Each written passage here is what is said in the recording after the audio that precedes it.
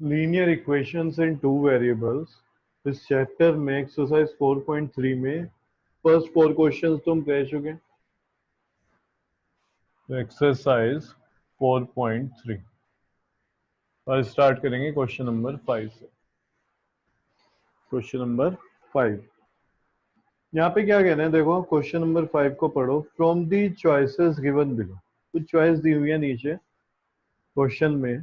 Choose the equation whose graph are given in figure 4.6 and figure 4.7।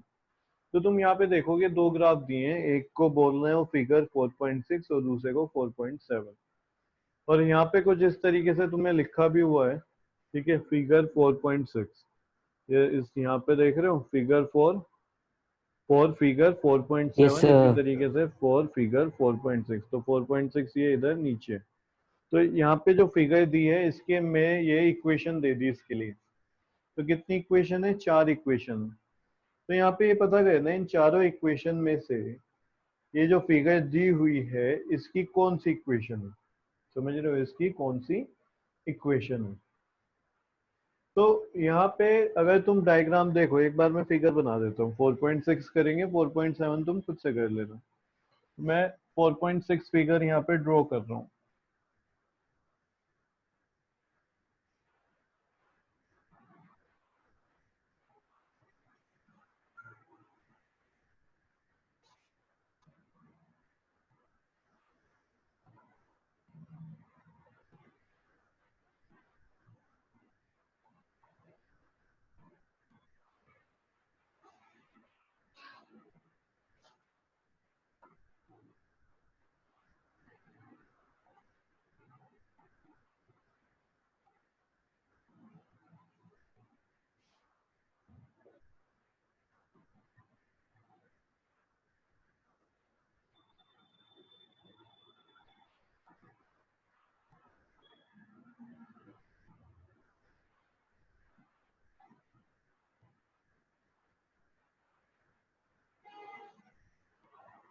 तो यहाँ पे point हो गए। और जो इक्वेशन है, जो लाइन है, सॉरी, जो लाइन है वो कुछ इस तरीके से देखो। एक तो उसका पॉइंट यहाँ पे भी है, लाइन का लाई करेगा। एक 0,0 है और 1, -1, -1, -1, तो यहाँ पे है। तो लाइन इन तीनों पॉइंट से पास हो रही है। तो लाइन कुछ इस तरीके से।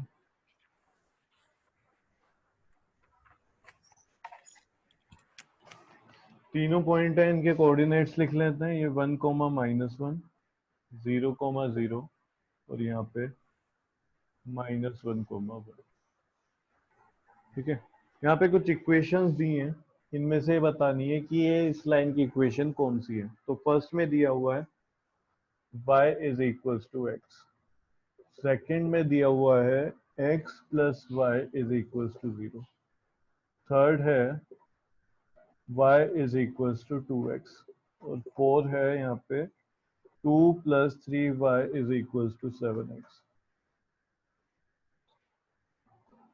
2 + 3y is equals to 7x।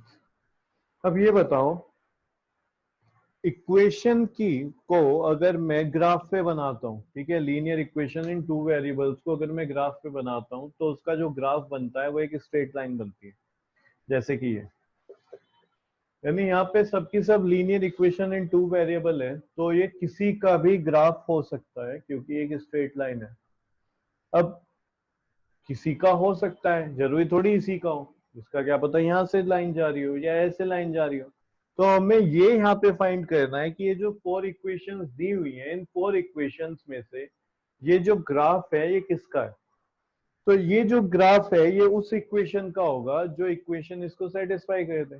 मतलब हमें ये पता है कि भाई इक्वेशन में जो एक ग्राफ बनता है, ठीक है, किसी इक्वेशन का जो ग्राफ बनता है, तो इस ग्राफ पे आने वाला हर एक पॉइंट उस इक्वेशन को सेटिस्फाई करता है। उस इक्वेशन को क्या कहता है? सेटिस्फाई। मतलब LHS is equal to RHS होता है। अगर मैं ये बना रहा हूं यहाँ पे लाइन का ग्राफ, ये लाइन का ग्राफ है, तो किसी भी लाइन का ग्राफ है ये, वो लाइन क्या है वो नहीं हमें पता। तो ये किसी लाइन का ग्राफ है और इस पे हमें 3 पॉइंट पता है एग्जैक्ट, -1, 1। तो यहाँ पे ये जिस भी लाइन का ग्राफ होगा उसमें जब मैं ये वैल्यू पुट करूंगा तो उसको ये सेटिस्फाई करेगा 100%। नेक्स्ट पॉइंट पुट करूंगा तो ये भी सेटिस्फाई करेगा, थर्ड पॉइंट पुट करूंगा ये भी सेटिस्फाई करेगा। क्या ऐसा हो सकता है कि इसमें से सिर्फ एक पॉइंट सेटिस्फाई कर जाए तो हम कहते हैं हाँ ये इसी लाइन का ग्राफ है, सिर्फ एक पॉइंट सेटिस्फाई होने पे, या तीनों सर ही हमें करने दोनों पड़ेंगे? पॉइंट सेटिस्फाई करने चाहिए होते हैं, दोनों होना हमें चाहिए। हमें तीनों करने पड़ेंगे। क्यों? क्योंकि इस पॉइंट से तो ये वाली लाइन भी पास हो रही, समझ रहे हो? तो यस सर। एक पॉइंट से सेटिस्फाई अगर हो गई कोई इक्वेशन तो इसका मतलब ये नहीं है कि यही वाली ग्राफ होगा उसका होने को, क्या पता फिर वो ये हो जाए। यानी कि अगर तुम्हें यही कंफर्म करना है कि भाई ये जो ग्राफ है किस इक्वेशन का है, तो तुम्हें जितने भी पॉइंट यहाँ पे दिए हुए हैं, 3 पॉइंट दिए हैं, तो तीनों के तीनों सेटिस्फाई होने चाहिए। अगर सिर्फ एक हुआ, ठीक है, तो तुम्हें आगे बाकी दो भी देखने पड़ेंगे, हो सकता है वो उनमें से किसी पे जाके फेल हो जाए, सेटिस्फाई ना करे।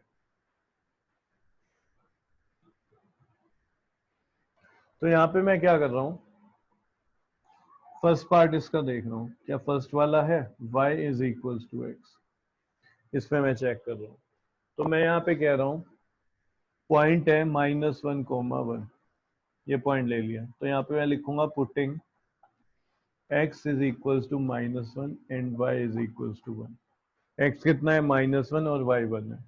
तो यहाँ पे जब तुम रखोगे तो ये क्या हो जाएगा, y की जगह पे 1 और ये -1, तो ये तो नॉट इक्वल्स टू है, ठीक है। तो तुम क्या लिखोगे, LHS is not equals to RHS। अब यहाँ पे बताओ आगे वाले पॉइंट भी सेटिस्फाई करने की जरूरत है? हाँ, सर जरूरत है।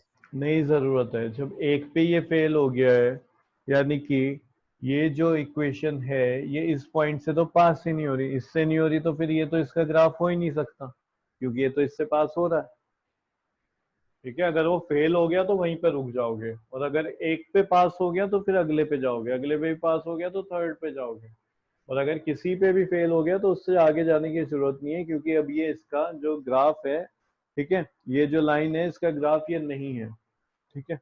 तो हम क्या लिखेंगे, सो तो सर हमें इसके आगे कैलकुलेशन करने की जरूरत नहीं है। हाँ यहीं पे छोड़ देंगे इस वाली इक्वेशन के लिए। अब दूसरी इक्वेशन लेंगे हम, तो इससे आगे मैं क्या लिखूंगा, सो या फिर hence the given graph is not a representation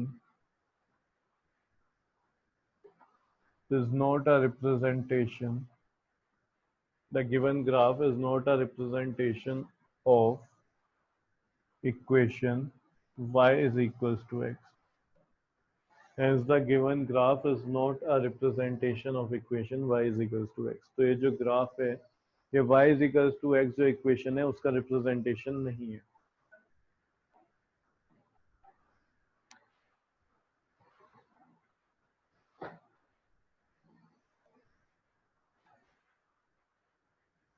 done sir. Sir done. Next देखते हैं,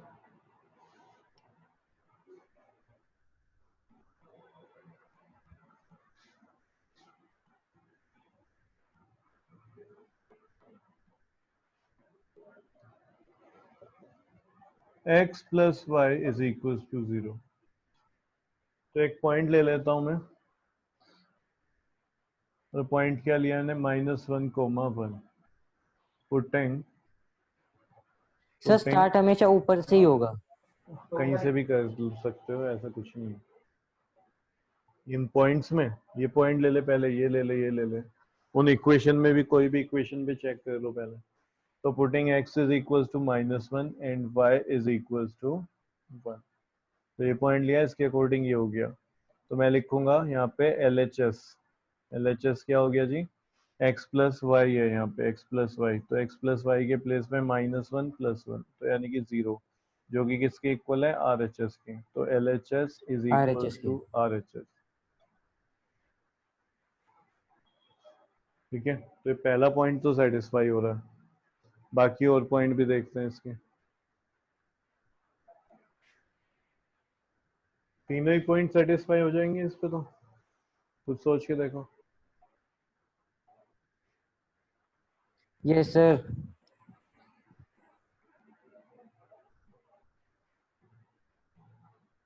ठीक है, आगे फिर मैं सेकंड पॉइंट इस पे कर रहा हूँ, ये वाला 0,0। तो 0,0 तो हम लिखेंगे putting x is equals to 0 and y is equals to 0। तो ये क्या हो जाएगा, LHS हो जाएगा 0 + 0 इज इक्वल्स टू 0। तो हम लिख सकते हैं LHS is equals to RHS। तो ये भी हो गया। अब थर्ड पॉइंट और सेटिस्फाई हो जाना चाहिए। अगर ये भी हो गया तो फिर ये ग्राफ इसी इक्वेशन का सर ग्राफ है। हो जाएगा। हो जाएगा, वो तो साफ दिख रहा है हमें। तो 1, -1 तो लिखेंगे putting x is equals to 1 and y is equals to -1। LHS कितना होगा, x प्लस वाई, तो 1 + -1 यानी कि 0। तो LHS और RHS कितना है था, 0। तो LHS भी 0 है और 0। RHS भी 0 है। तो ये क्या है, इसको सेटिस्फाई कर रही है।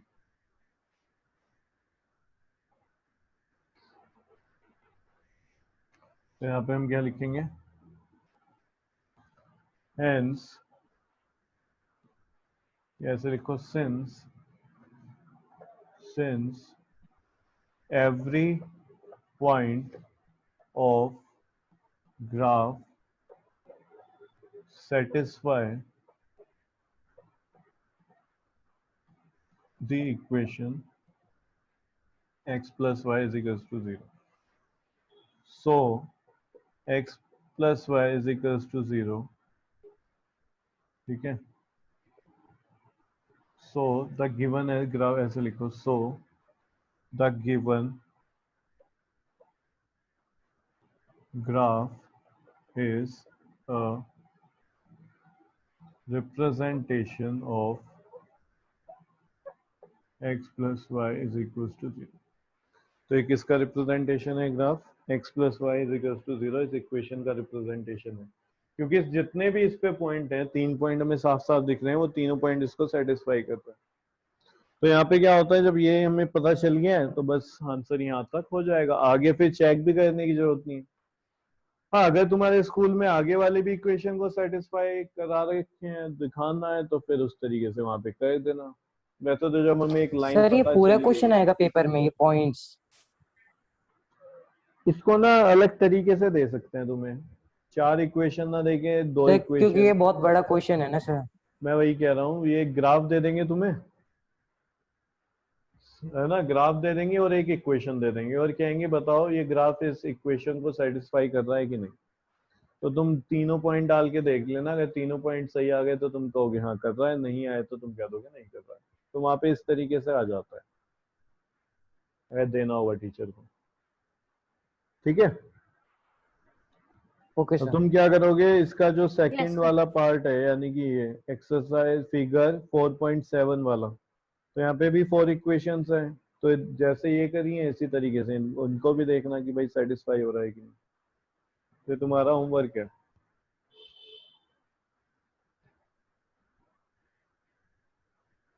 नेक्स्ट क्वेश्चन देखते हैं, question number 7।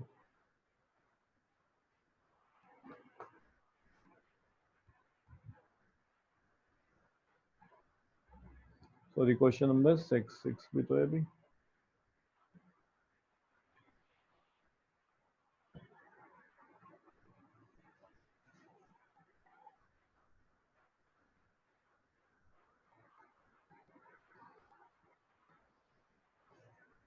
Done sir. Okay.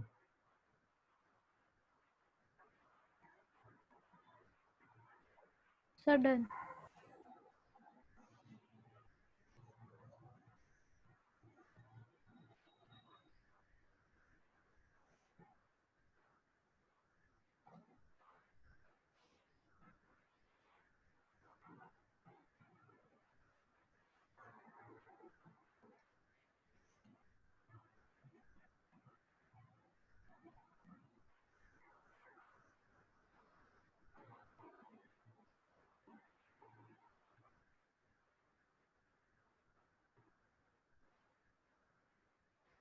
If the work done by a body on application of constant force is directly proportional to the distance traveled by the body.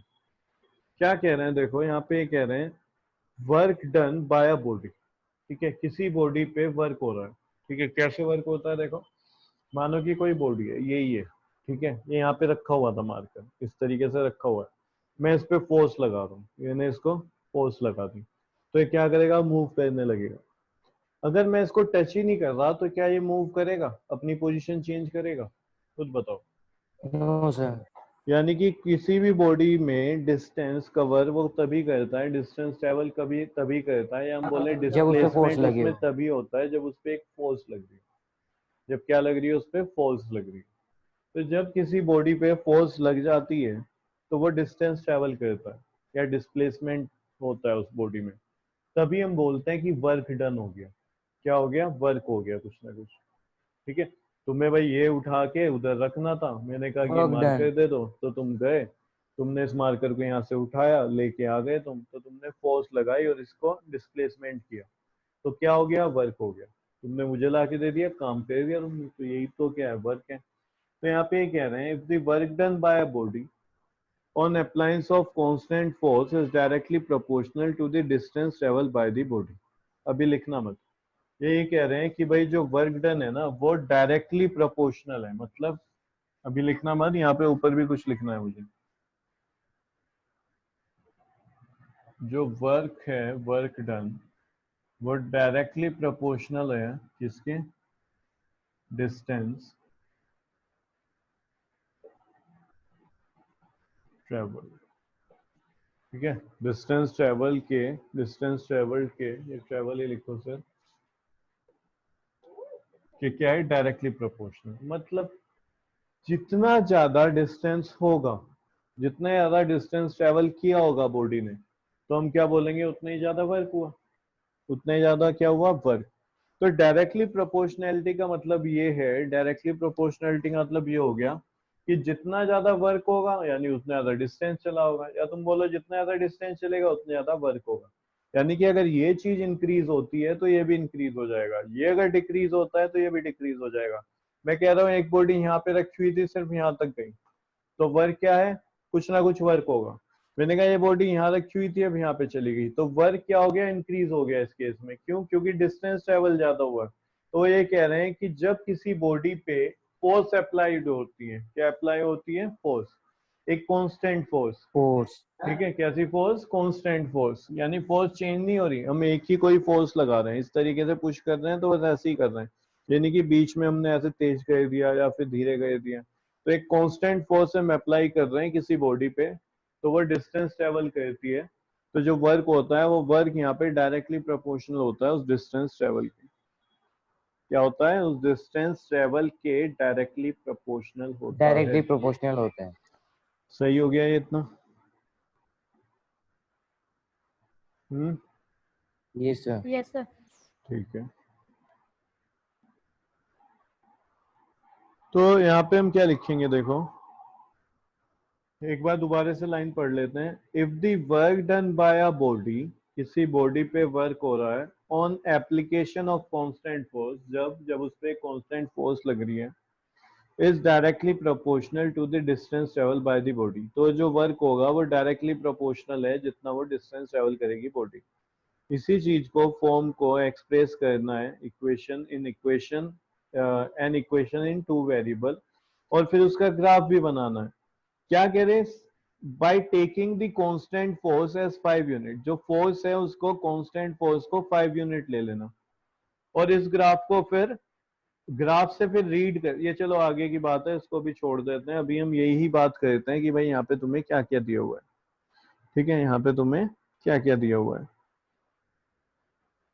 तो मैं लिख रहा हूं, लेट द डिस्टेंस ट्रेवल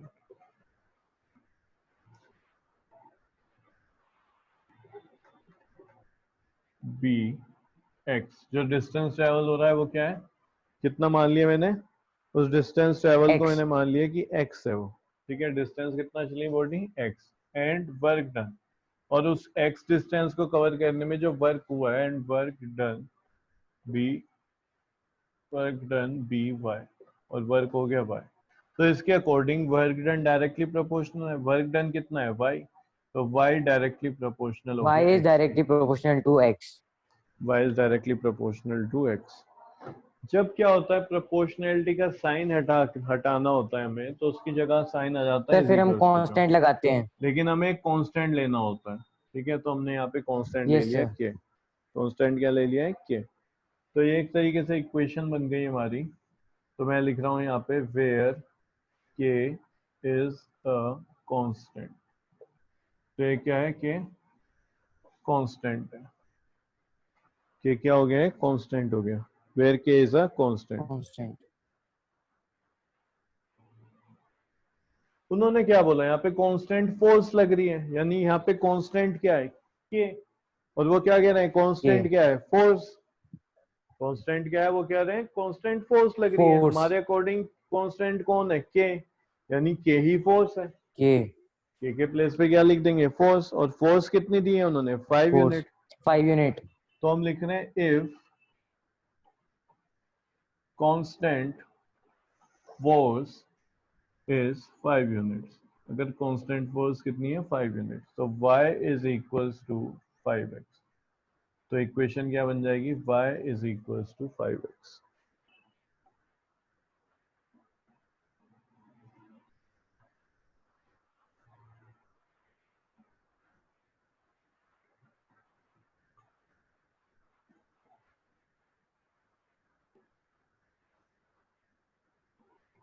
अब इसको represent करना है, इसका ग्राफ बनाना है।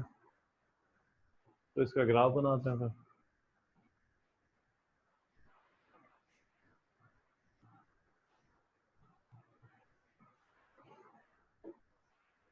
तो यहाँ पे y is equals to 5x।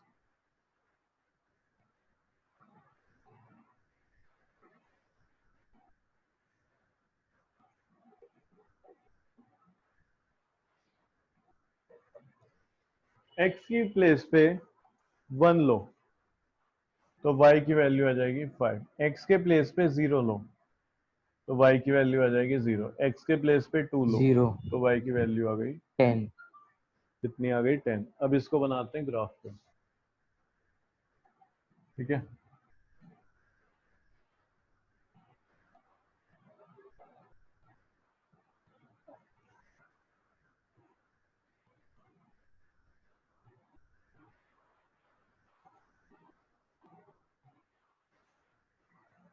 तो ये x डैश, x एक्सेस थोड़ा टिल्ट हो गया नीचे को, देखते हैं ठीक करते हैं।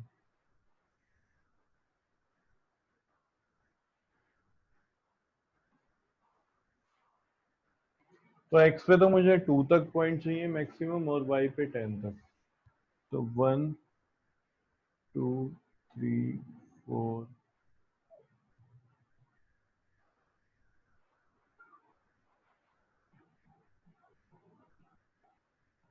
5 6 7 8 9 10।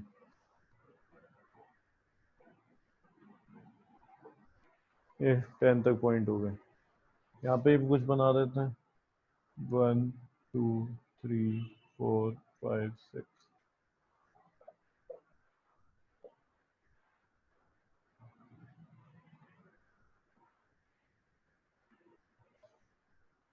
1 2 3 4 5 6। 1 2 3 4 5 6 7 8 9। इस तरीके से हमने ले लिए हैं 10 पॉइंट्स तक, ठीक है। तो ये हम क्या बना रहे हैं, अभी ग्राफ बना रहे हैं। अब देखो यहाँ पे जो x है वो किसको डिनोट कर रहा है, ठीक है। तो x तो डिनोट कर रहा है डिस्टेंस ट्रेवल को, x किसको डिनोट कर रहा है, डिस्टेंस ट्रेवल। और y distance work done. Travelled. तो एक तरीके से ये y जो है यहाँ पे y, ये वर्क डन को दिखा रहा है, और ये डिस्टेंस ट्रेवल, ठीक है। Yes sir. ये x एक्सिस दिखा रहा है डिस्टेंस ट्रेवल। तो पहला पॉइंट है 1,5, तो 1,5 यहाँ पे कहीं पे आ जाएगा 1,5। फिर सेकंड पॉइंट है 0,0, तो ये होगा। फिर 2,10, 2,10।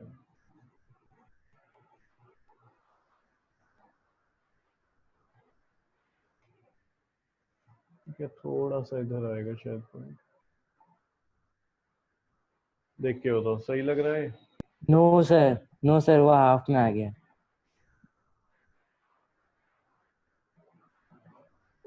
अब यस सर।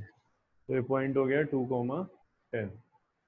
अब यहाँ से लाइन पास कराते हैं। तुम स्केल से बनाओगे तो एग्जैक्ट तुम्हारा सही से बनेगा। और ये 0,0 से ही पास होगा। ठीक है, ये लाइन थोड़ी सी टेढ़ी हो गई यहाँ पे लाते लाते।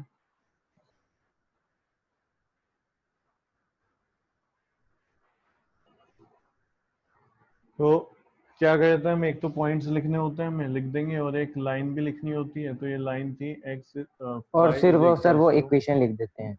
y is equals to 5x। तो ये हमने यहाँ पे लिख दिया। तो इतना काम करना था, कर दिया हमने। अब देखो आगे क्या कह रहे हैं क्वेश्चन में, जो लास्ट में लिखा था, also read from the graph the work done when the distance travel by the body is 2 unit. कह रहे ग्राफ से ही बताओ, जब वो 2 यूनिट डिस्टेंस ट्रेवल कर रहा है, कोई बॉडी उसने 2 यूनिट का डिस्टेंस ट्रेवल करा है, तो उस टाइम पे वर्क कितना हुआ बॉडी के थ्रू। तो डिस्टेंस कितना है 2 यूनिट। तो 2 यूनिट से एक परपेंडिकुलर बनाते रहो, जहां पे भी ग्राफ पे जाके मिलेगा वो वही तुम्हारा क्या होगा, वर्क होगा। तो ये 10 पे मिलेगा। सिंपल सा हमने निकाला भी, जब x2 होगा तो y की वैल्यू 10 होगी। तो यहाँ पे जब x2 है तो वो 10 पे जाके मिल जाएगा। तो हम क्या कहेंगे, फर्स्ट पॉइंट के लिए तुम नीचे लिखोगे, इधर लिख लेना कहीं पे, मैं वहां पे लिख रहा हूँ। तो तुम लिखोगे व्हेन डिस्टेंस, या हाँ, व्हेन x यानी कि distance travel is 2 units, then work done is work done will be 10 units। तो उस केस में वर्क डन कितना होगा, 10 यूनिट्स होगा। सर हमने सेकंड, जीरो को भी निकाल ही रखा है। हाँ, हमने वही पॉइंट ले लिया। हो सकता था हम ये पॉइंट ना लेते, कुछ और लेते, तो फिर हम ग्राफ से देख के बताते कि भाई जब x0 है तो y कितना है। अगर मैं तुमसे बोलूं कि भाई डिस्टेंस ट्रेवल कर रहे हैं हम 3, कितना 3 डिस्टेंस जब ट्रेवल हो रहा है 3, तब वर्क बताओ। तो तुम 3 से यहाँ पे ऐसे ऐसे बनाते रहोगे, तो कहीं पे 15 पे जाके मिलेगा। कितने पे, 15 पे। तो यहाँ पे जब 0 कह रहे हैं तो तुम ऐसे ही लिख दोगे, व्हेन x और ब्रैकेट में distance travelled is 0 unit, then work done will be 0 unit। तो वर्क भी उस टाइम पे कितना होगा, 0। जब बॉडी चली ही नहीं तो वर्क तो कुछ माना ही नहीं जाएगा। तो इस तरीके से क्वेश्चन हो जाएगा तुम्हारा।